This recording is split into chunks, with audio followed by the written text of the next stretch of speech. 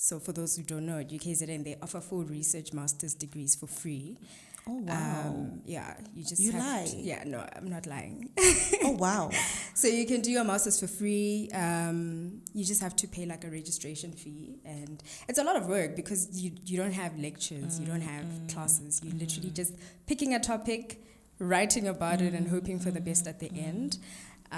So yeah, that's what I did. I did my master's and... 'Cause we be on a tough love. Oh, we feeling so high. Don't be afraid of falling, 'cause you know we gon' fly.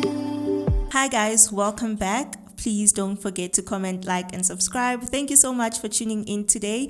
In today's video, we are discussing all things related to being a knowledge management lawyer.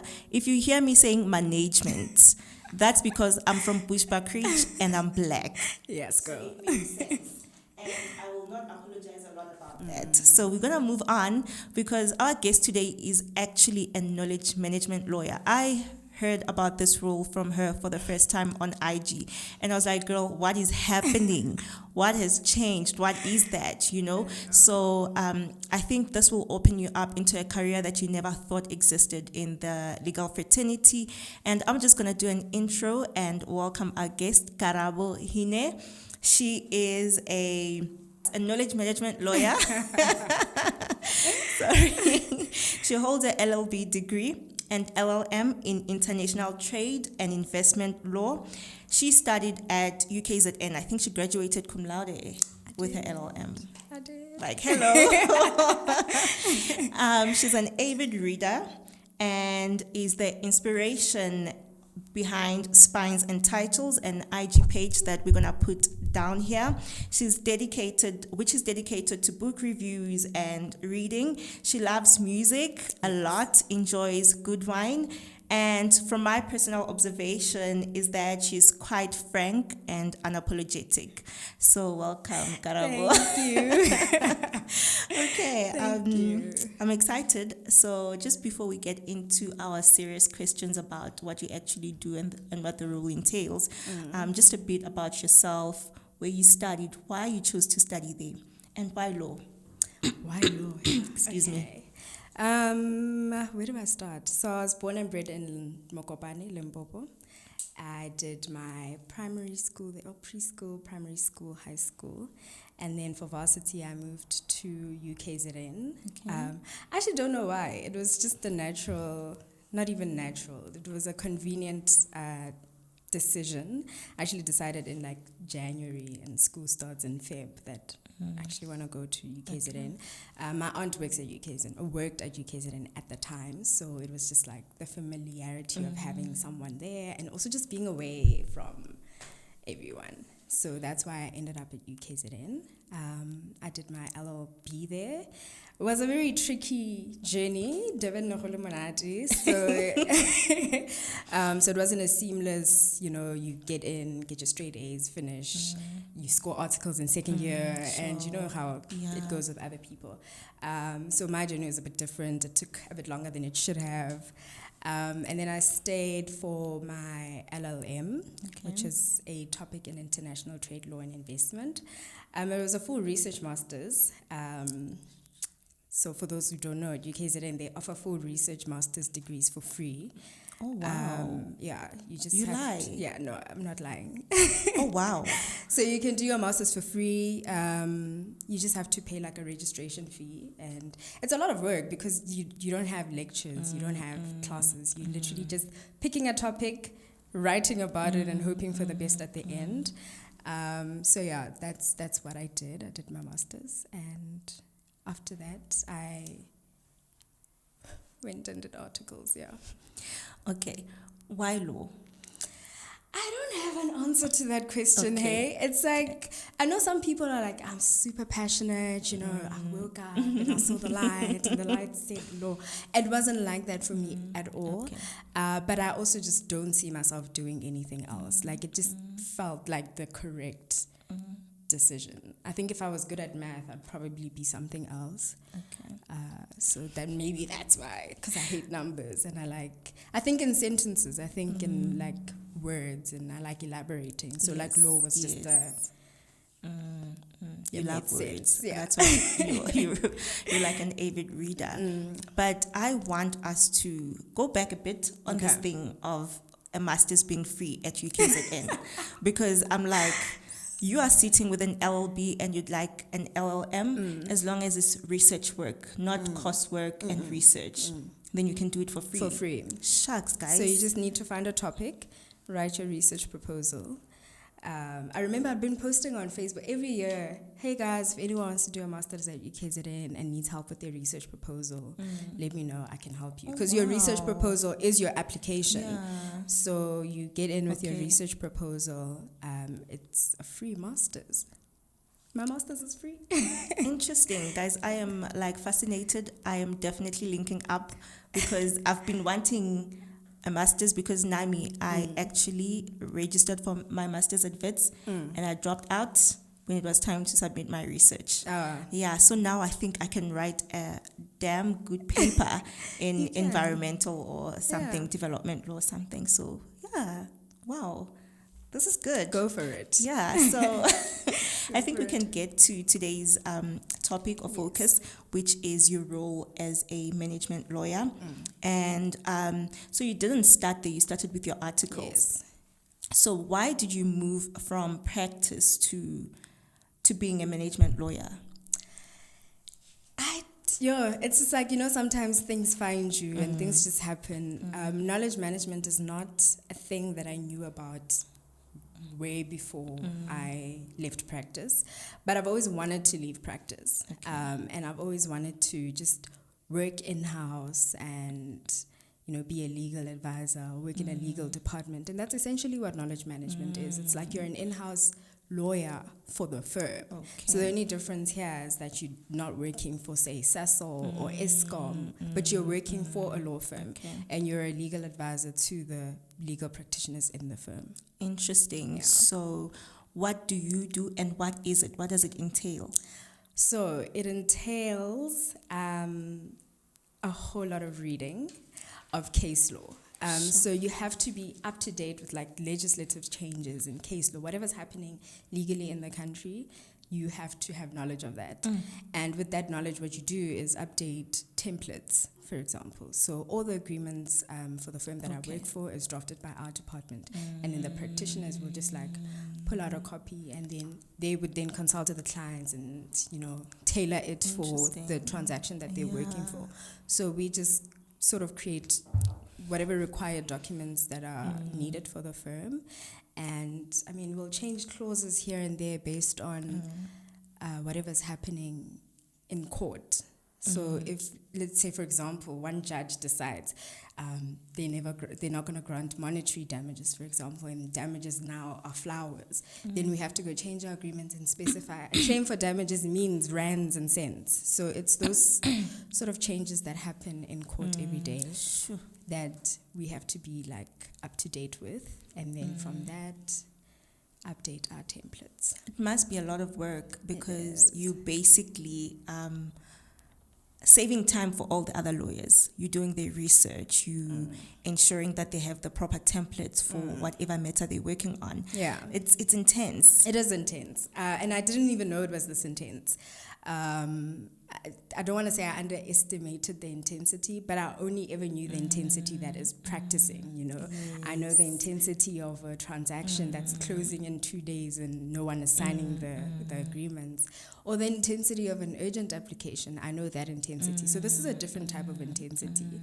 But yeah, it's very interesting, I must say. The kind that doesn't stop, because No, my it doesn't. thinking when I saw you say it's a knowledge management lawyer, I'm like, okay, you're kind of still in practice, but you're not practicing, which means it's less work, and it's less hours, and you're just conducting research, and you're like updating templates or whatever. But now thinking about it, if you're working for the entire firm, every department, whether you actually specialized in that before, so you can have your intellectual property department briefing you on the research you need to do, your pro bono, your litigation, all the departments come to you for research. Yeah, not necessarily for research. So they don't really come to us. So we have a database of like all the knowledge of the firm.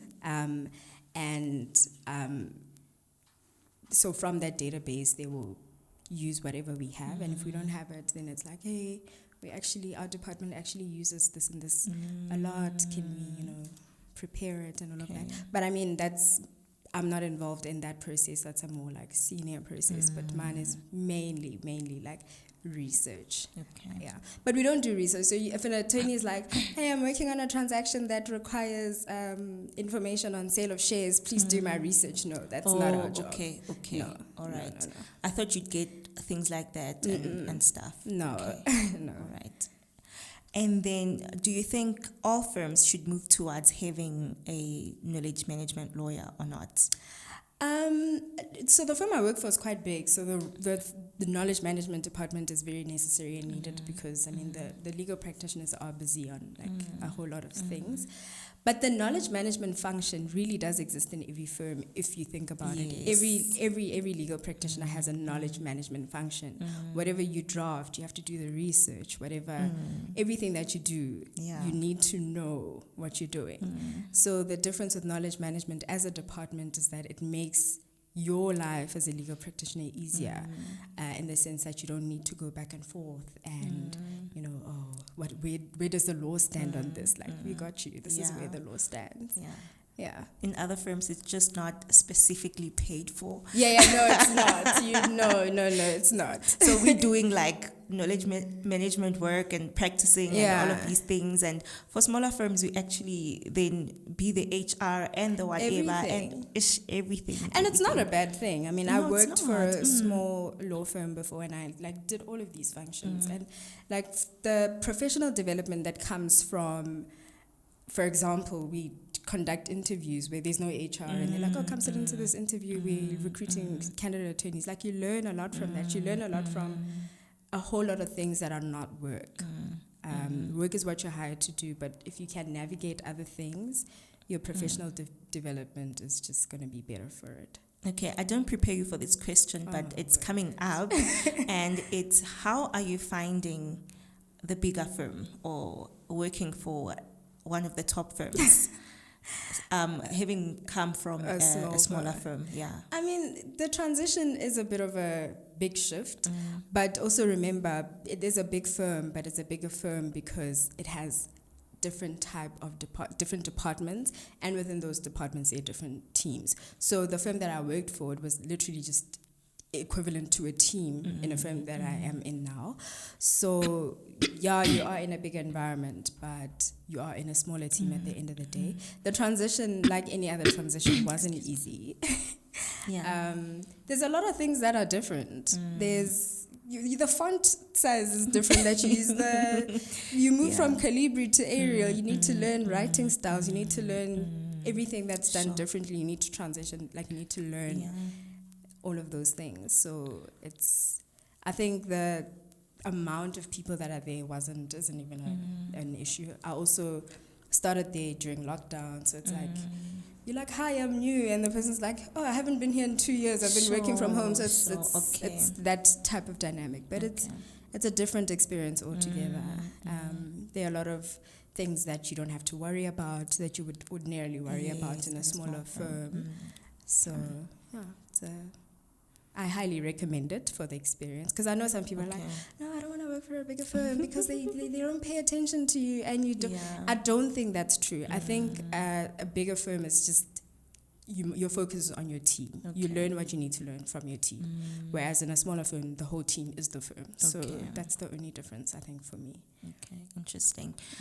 What, with regards to the role that you're in now, what do you think are the characteristics that they look for? I don't know. I need to check the job spec. But I think one of the things that I'm learning that are super, super important is, because you are in the knowledge management department, and because there are other lawyers that are relying on the documents that you're putting through. You need to be meticulous. I mean, this is common in practice. You need to be meticulous. We all know this. But it's a different level of attention to detail that, you know, it's just like you're tired. You've read 10 cases today, but you can't miss anything. You need to go back. You need to, so that if someone is like, hey, I did this transaction, I used your agreement, and then it said this, and then it turns out it's not, and you need to be able to back that up. So it's, I mean, in practice, you get a new matter, and you're like, oh, I did this with the other matter. Oh, I just, you know? But here, it's like there's no matter. There's nothing. It's just you and the templates, and you need to make sure they are correct, because there are people who are relying on that. So no, like the pressure, you know, doing a template, guys. Like if something goes wrong, you're like, hey, it's your case law, it's your advice. You know, sure, it's intense, but I think because you're not the only one, there's a team. There's some form of accountability that the three of you check on each other on what your view is, or on this interpretation of the law, and etc. Especially things that are technical. There are things that you mentioned something about the rent to the cent, or things that we don't necessarily understand, like calculations, where you'd probably need to double check that with people who are. Yeah, I mean, my manager would check everything, but you have to do the first check. Yes. And she's like, what did you mean by this? Or where did you find this? You can't just be like, oh my gosh, I just saw it. You know, you need to be like, I found it on this page. This is what it said. This is what I thought. And this is, and it's not easy. It's like, I promise you, it's like one of the hardest things that I'm just like, I need to adapt to being able to back up my, you know, my work based on research. So it's a lot of work. Okay. Do you feel belonging in the space that you are in? Are you sort of affirmed in your role and as a person individually? Yeah. No, I am. I think my team is very supportive. And I'm the youngest person in my team by many standards. The senior knowledge management lawyer and our director, they've been doing this for way longer than I've been in practice. So they're very supportive. They're very, think about it this way. And they're also very throw you at the deep end, like go figure it out, and you know, so it's a lot of learning that goes into it. But the support goes a long way. I think anyway, like if you have people who support you, then you'll do great. Okay. So having chosen a different path in the legal field, would you advise young lawyers like me to explore, or to rather like perfect a certain skill within the role they're in? For example, would advise people to just become a better lawyer at this, or an attorney at this, you know, before you move on to becoming an advocate or becoming a knowledge management lawyer. What's your advice on that? I think that's a personal decision, hey? I genuinely do think that's a personal decision. I mean, it's easy for me to be like, you should stay in practice for 10 years before you become a knowledge management lawyer. But you get people who can like literally become a knowledge management lawyer within a year. So whatever it is, it depends on what you want, how badly you want it. So the shift from it won't be as bad. There are a lot of people who are like, no, you know, before you do this, you need to have been an associate for 3 years. Before you go to the bar, you need to clerk at the Concord. There are a lot of advisors. So it's literally a personal decision of where's your goalpost? What is your end goal? And then you'll figure it out once you're in there. I love that because everyone's path is different. Everyone's path is different. Other people immediately leave law firms and become advocates, and they make it. Other people don't even go to law firms. They go straight LLB to the bar. And they make it. And it works. And it works, yeah. It's a personal decision. Literally, you get people who are like, I've been here for 13 years. I mean, that firm, you get people who've been there for 50 years, you know? So it's because that's where they want to be. So you need to choose where you want to be and work towards that. Okay, awesome. Just before we close, I think this is my final question because you're a reader and she reads a lot of African literature. So if you want book recommendations, definitely Spines and Titles is the page you should follow. It's great content, guys. Like, it's curated well, it's shot well, so I think you'll enjoy it. I wanted to find out, do you think reading generally outside of your workspace or outside of the work that you do has made you become a better lawyer? I think it's made me become a better person. Sure. In so general. Good. Love that. It's made me become... There's a whole world that exists in Sure, literature so good. I love that that. I appreciate. And one of my favorite authors, love, hate him, Ben Okri, says... Reading is life. Literally, the world is how we read it. This conversation, we're reading each other. So you need to read your way through life. Everything is So reading. good, so good. So to be able to escape in a book and to be able to, carry the experiences that I pick up from every book to my day-to-day life has definitely made me a better person. And that will translate to being a better professional, a better everything. Yeah. I love it because you're right that reading is everything. I keep on saying that you, even via WhatsApp, once you become a reader, you're able to kind of understand what is the tone behind this, or I hate the diction, or what, these kind of small things that just teach you how to respond even to people because you're reading like how read the room. That is essentially reading in how a to sense. participate in society as a whole. Definitely. Interesting. I love that. I think this is our final question. Do you see yourself writing a book? Never. And Never, ever, ever in my life will I write a book. why? Because I am the receiver of the art. I am not the artist. And it's okay. The two need each other. Yes. You need, the writer needs people to appreciate their writing. And that's what I'm there to do. Awesome. Thank you. I love that because it's true. We can't be everything. We can't right? all be Beyonce. I am Beyonce though, but we can't all be Beyonce. You're Beyonce in the knowledge management space, and then. So. But when it comes to music, we're like a receiver. Do you think you're a receiver for music as well? Definitely. Oh, I love music because you enjoy it. I love it. Yeah. Okay. Awesome, guys. I think that brings us to the end of our video with our guest Karabo Hiine. Don't forget, this is the reminder. The biggest reminder of today's video is that you can do an LLM at UKZN for free. So please don't forget to get hold of Karabo. They can, right? They can, on definitely. Facebook. Even on Instagram, they can just pop me a DM. They need help with like a research proposal, because that's literally what you need to get in. Okay. If your research proposal is good, you will get in. So if anyone needs help with their research proposal, I got them. Thank you so much. Yeah, that brings us to an end. Today you've learned something different, something new, something I never knew even existed in the legal fraternity until I met Karabo and I saw her post on IG. And it's a knowledge management lawyer, so there's something to look forward to if you're still trying to navigate the space in the legal profession, or you're a student and you're trying to find out how can you get into the legal profession or into law firms without necessarily practicing. Yeah, so don't forget to comment, like, subscribe, and goodbye. Cheers.